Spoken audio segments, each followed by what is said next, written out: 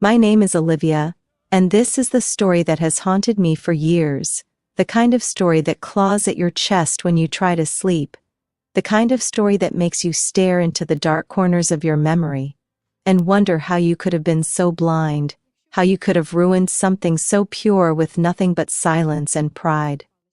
I was 24 when it happened, young enough to think I had control over everything, yet old enough to believe I understood love. I had been with Daniel for 2 years, and those years had felt like an adventure I never wanted to end.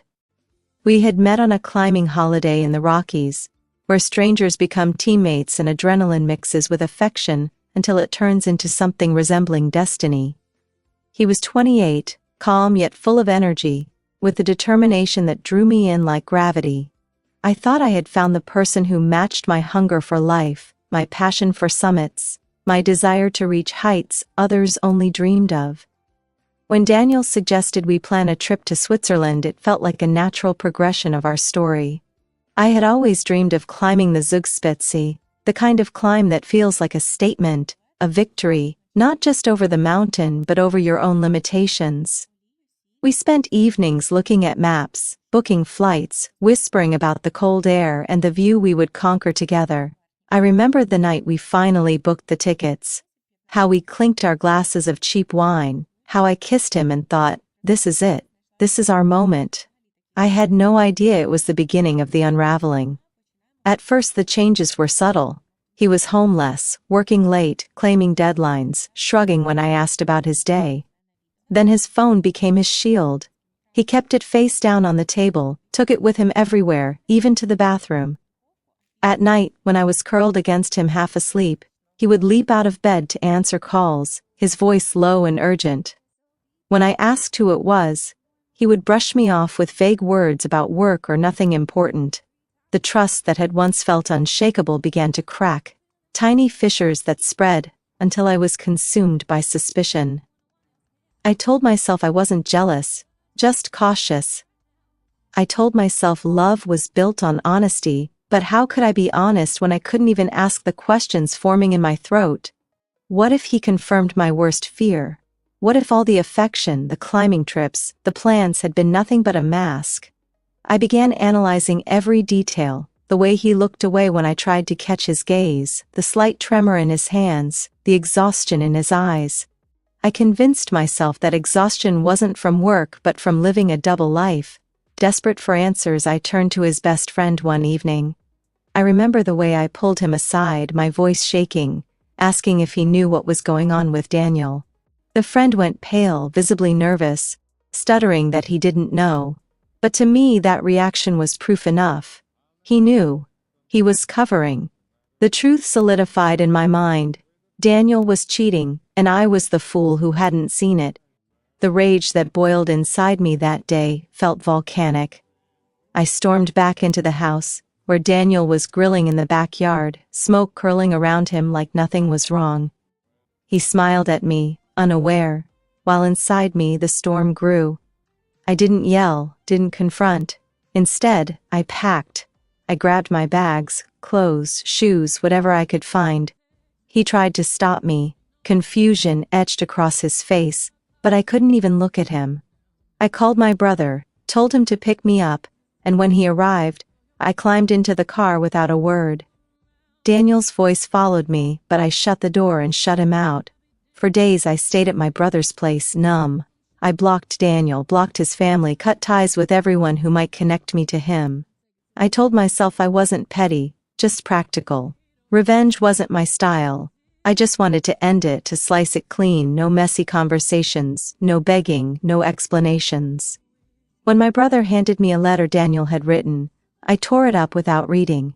A week later, when I returned with my brother and his friends to collect my belongings while Daniel was away, I found another letter on my desk. I ripped it apart too, as if shredding paper could shred the memories, the feelings, the years. I took everything that was mine and left behind not just the apartment but the version of me that had once believed in us. Time moved on, as it always does. I found a new apartment, filled it with furniture that didn't remind me of him. I started over, though starting over never feels as clean as people say. The nights were the worst. when silence pressed against me, and I thought about the mountains we would never climb, the plans left undone. I tried to date, but no one matched the intensity Daniel had given me. Still, I told myself I was better off, that I had escaped betrayal, that I had saved myself from a life of lies. I never sought him out, never read his messages, never allowed myself the closure of a final conversation. 3 years later, fate decided it wasn't finished with me. I walked into a cafe one rainy afternoon, craving caffeine more than company, and there he was, one of Daniel's friends. His face twisted in anger when he saw me, an expression so sharp it cut through the years instantly. I wanted to leave, to avoid the encounter, but before I could, he spat the words that shattered everything I thought I knew. I was the most awful person alive, because Daniel had planned to propose to me on the Zugspitze. The coffee cup slipped from my hands, crashing to the floor, hot liquid spreading like a stain across the tiles. My mind reeled. Proposal? Switzerland? The late-night calls I had built into a case against him were calls to Switzerland, arranging the proposal, coordinating with people who would help him set it up. The exhaustion was from overwork, saving money, preparing. The secrecy was not infidelity but devotion, not betrayal but love. I stood there, paralyzed, as his friend shook his head and walked out, leaving me in a mess of disbelief and shame. My throat closed, my chest ached, my hands trembled. For years I had carried anger, and in one sentence it turned into regret so heavy I could barely breathe. I had destroyed my own happiness, not with what Daniel did, but with what I didn't do, with my silence, my fear, my unwillingness to simply ask. In the days that followed, I replayed everything.